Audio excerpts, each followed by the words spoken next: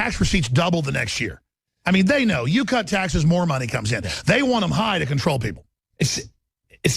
I don't understand how people don't understand economics. This is pretty, like, 1 + 1 = 2. And when you start deducting... You cut people's taxes by half, they're going to buy a ton of stuff. The economy's going to roar. This is fantastic. People are going to invest. They're going to feel good. And when you think that, okay, I'm going to bring the standard of living in India up, what's going to happen to America that's here? Like, there's only one way that can happen. There's only so much finite money.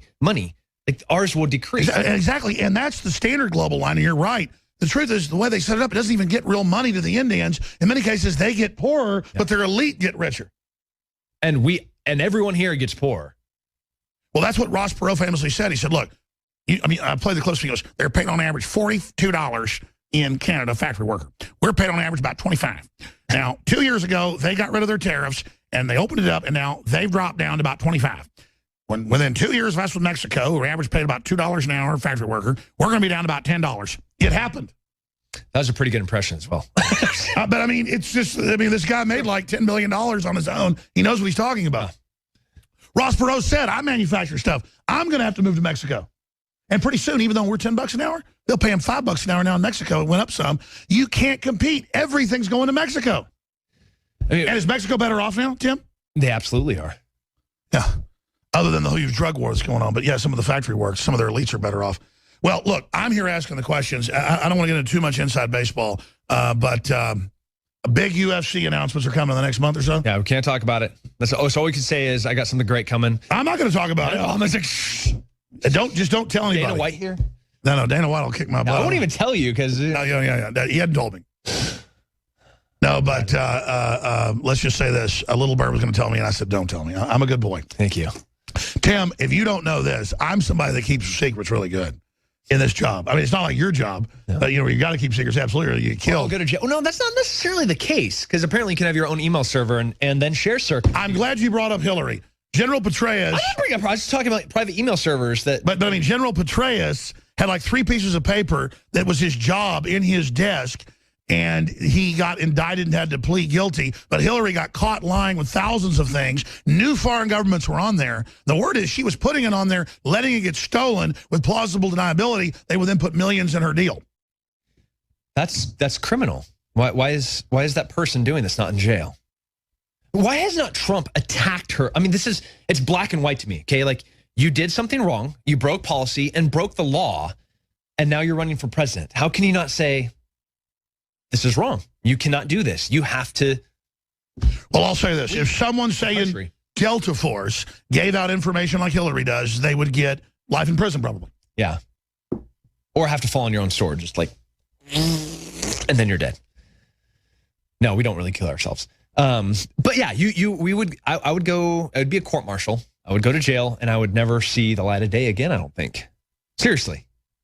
If I did what she did with confidential documents, if I took something off of, if I took secret things and put them on a private server, I'm done. Well, when you're leaving a building, you're facing life in prison with it in your briefcase.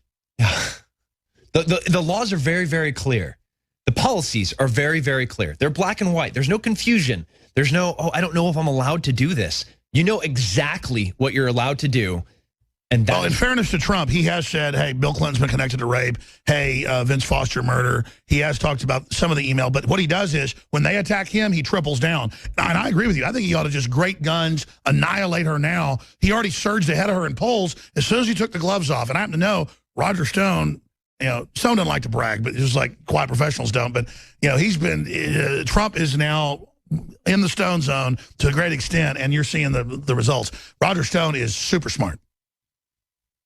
It's a long way to November, but if this trend continues, it's hopefully she'll be in jail and we'll have a. Well, I tell you, I agree. I've been thinking she's too big to fail, but I've been sensing the establishment knows they don't want her in there. She'll screw that. Even the establishment's not one group is what I'm saying. And look at this. The inspector general comes out and says, yeah, she had thousands of secret things. She lied about it. Well, of course she lied about it. So what do we do? I mean, what happens if she doesn't get indicted? Maybe over the course of the next few months, as the election continues to roll, these little bits of information that will continue to trickle out. We'll get tiny bits of information. I don't know why it's bit at a time. New emails are released, a little bit more, Just tell us the truth. Why is this a new concept that you can go? Yeah, the Chinese government and the Russians all got to be on her server. It's all out there. Why don't we get to know? Just tell us the truth. Why have we forgotten that the truth is the thing that always wins? So just let us, the people, decide what's right and wrong and give us the truth. You know, it's on the emails. Every day they release more. It's like her not letting small companies drill in America, but making sure that people can drill in, say, Africa. Yeah. Just everything is about not letting us operate. Because that's how they get power. They go to foreign nationals and go, I'll shut down America. That'll boost your interest. Yeah. Oh, I hear her laughing. Is that Hillary? She's laughing at us.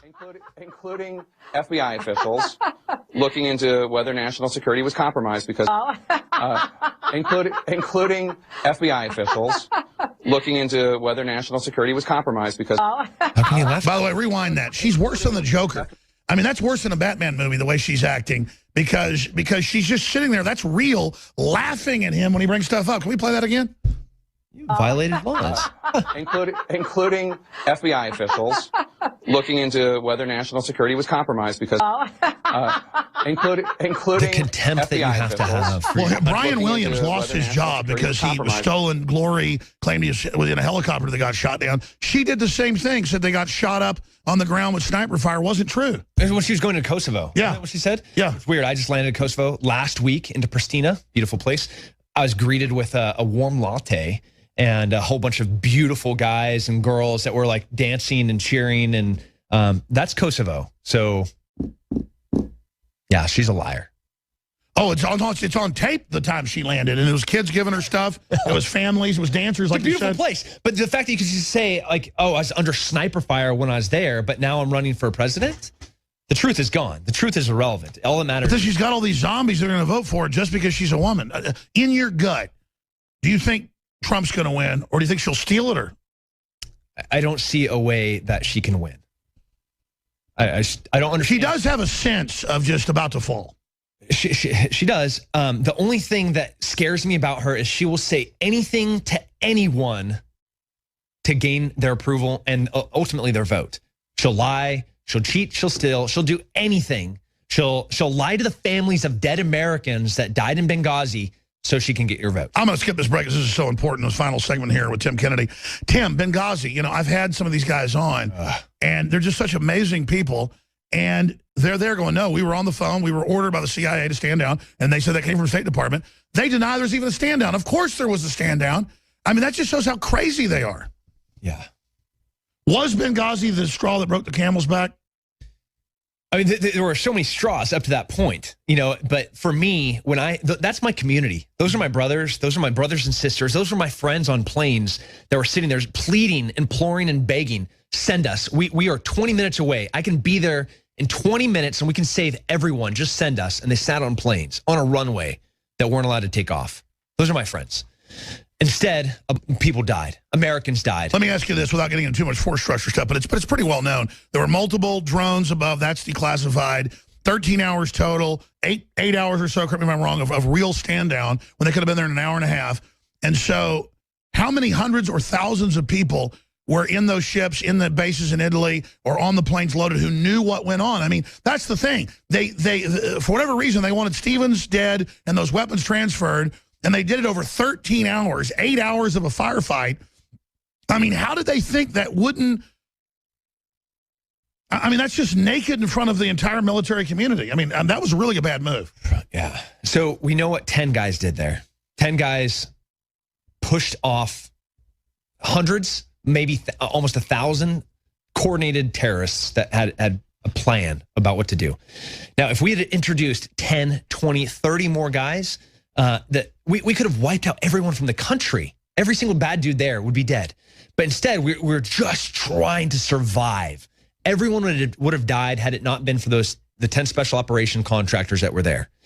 And not 20 minutes away was a plane full of packed with special forces guys that wanted to be there. Does it make?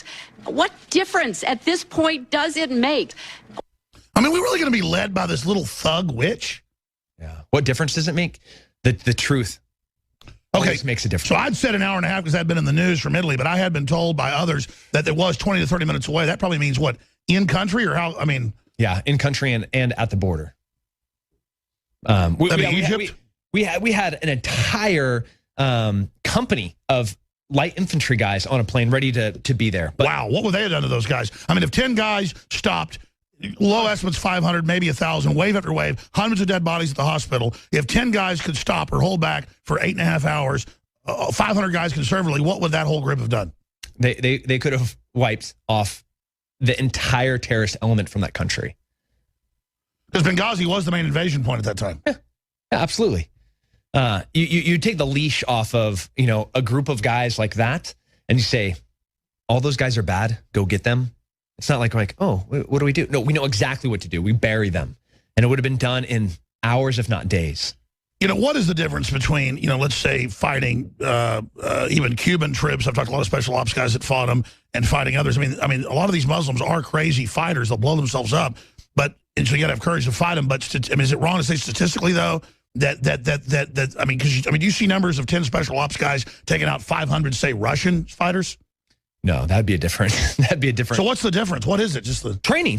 They're lazy. They're complacent. They're not disciplined. They're extremist fanatics. So the difference is, I've seen you shoot. I mean, it's incredible where you can hit every bullseye, say 20 rounds in your handgun, and like 100 yards, you're shooting stuff that is 100 yards away. A handgun shouldn't be able to hit. That's the difference. Yeah, but I train 6 days a week, thousands and thousands of rounds every single week, tens of thousands of rounds every single week, thousands of rounds every single day. I'm up at dawn. I go to bed, I go to bed. So you've already been shooting and training today? Today? Yeah. I've already trained 2 times. Yeah. Haven't even eaten until we got your lunch out there. Yeah. Anyways, I tell you, that's wild. So that's the difference with a bunch of guys that, you've seen when they have little kids executing people and stuff? And then raping people. And then why do you think, I'm not just demonizing the left, it's true. The left loves these jihadis and they think it's so great. They hate America that gives women all these freedoms. Is this just a cuckolding, a suicide thing, a death wish? We hate daddy. We hate prosperity. America's not perfect, but why do so many leftist women and others love jihad? I have no idea. This is a group of people that are like, oh, you're gay? I'm going to push you off this building to your death. They don't like them, but the extremists, the jihadis, yeah. They're like, oh, you're not of the right descent. We're going to kill you. Oh, you want to go to school? We're going to kill you. But then we have a huge group of our political organizations that are supporting these fanatics. Like, if you believe in the American way of life, you have to understand that everybody in radical Islam wants you dead. That's right. I'll say it right now. Any of these weirdo leftists that are allied with this, I'm just done. Obama's been backing radical jihadists all over the Middle East to kill all these people. And they say, I'm against the Middle East. No, I'm not against that. I want moderate countries. I want them to have women going to college. Yeah. Driving? You want women to drive? Yeah, I'm extremist. Yeah. Well, I went to Barton Creek Mall a few weeks ago, and I saw people in the full burqas all over the place. And I tell you, I got freaked out, man. It's because these women are like slaves. They may not even know they're slaves with Stockholm Syndrome, but they are. Yeah, they're owned, they're beaten, they're destroyed. There isn't an element of their life that isn't controlled by the radical male in the family. It's horror. It's a bad thing to see. And the left is allied with them. Do you think that's just mental illness, or what is it, Tim Kennedy? I can't comprehend why anyone in their right, sane mind would look at a radical extremist and be like, man, there's certain elements about their life that I appreciate and value. There's something there. I cannot comprehend how you can make a connection between what they do and what we as Americans consider to be of value. Tim Kennedy, we're going to be doing a lot of exciting stuff. We've already shot a bunch of stuff that's going to be rolling out in the next few weeks here. You are really a busy guy. You're on the cover. What is it, Muscle and Fitness coming out? Muscle Performance Magazine comes out next month. I think. And a bunch of other stuff. I know a whole bunch of stuff's coming out. Movie comes out next month. What's that movie? It's called Range 15. I'm naked. It's pretty cool. Is that like zombies or something? Yeah, I fight Randy Couture in the end with no clothes on, which is fun. So, yeah. Is Shane in that too? No, Shane's in everything. I was like, finally, I got something that he's not in. Okay. Shane was going to be a zombie in it, but he has too much muscle. Yeah, that's right. He is too big. Hey, Shane's coming along a long way in just a few years training. He's a monster. He beat me today. No. Yeah, we did this horrific, horrible demon-like exercise of metabolic conditioning, and he finished before I did. So I would tell you, when you guys are in there in your short sleeve shirts, you